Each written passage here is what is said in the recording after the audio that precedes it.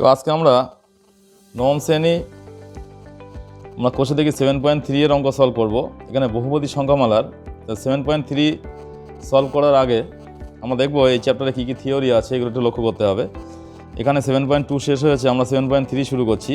এখানে যে থিওরিগুলো আছে, ভাজ্য ইকুয়ালস টু ভাজক ইন্টু ভাগফল প্লাস ভাগশেষ, এবং 0 less than or equals to ভাগশেষ লেস দ্যান মানে ভাজক।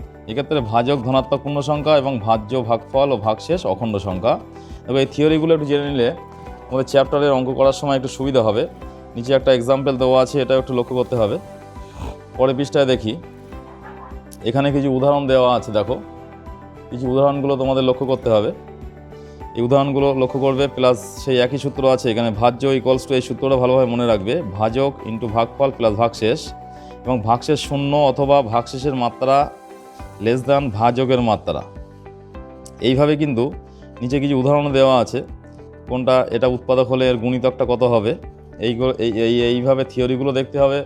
প্লাস এই সংক্রান্ত কিছু উদাহরণ দেওয়া আছে, সেগুলোও করতে হবে। তলায় অনেক উদাহরণ দেওয়া আছে, এগুলো তোমরা ভালো করে লক্ষ্য করবে। পরবর্তী দেখো, যদি ফাংশন অফ এক্স এবং জি অফ এক্স দুটি বহুপদী সংখ্যামালা হয় এবং G of X not equals to 0 হয়, তবে দুটি অনন্য ইউনিক বহুপদী সংখ্যামালা কিউ অফ এক্স এবং আর অফ এক্স পাবো, যাতে এফ অফ এক্স মানে function of X equals to G of X into Q of X plus R of X হয়, যেখানে R of X equals to 0 অথবা আর অফ এক্স এর মাত্রা less than G of X এর মাত্রা সমান হবে। এর উপর ভিত্তি করে কিছু উদাহরণ দেখো নিচের দিকে আছে, এই উদাহরণগুলো ভালো করে লক্ষ্য করবে।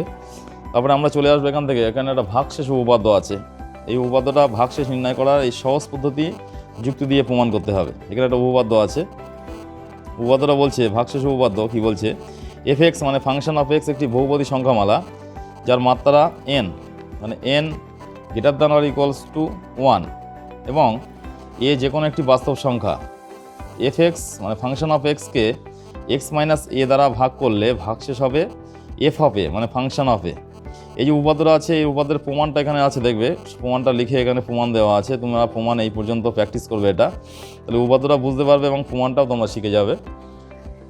পরবর্তী দেখো কি আছে, পরবর্তীটা লক্ষ্য করব। পরবর্তী ওই উপপাদ্য সংক্রান্ত কিছু উদাহরণ এখানে দেখো দেওয়া আছে। কিছু উদাহরণ উপপাদ্য সংক্রান্ত পরস্পর আছে, উদাহরণগুলো ভালো করে দেখতে হবে। দেখলে কিন্তু আমরা সহজেই চ্যাপ্টারগুলো বুঝতে পারবো। তারপরেই এখানে চলে আসছে, এখানে একটা অঙ্ক দেওয়া আছে, এটা নিজে করতে হবে, এটা প্র্যাকটিস করবে। তারপরে দেখো কোষে দেখি 7.3, আমরা এবারে থিওরিগুলো জানলাম বুঝলাম, এবার আমরা কোষে দেখি 7.3 এর অঙ্কগুলো সলভ করা শুরু করব।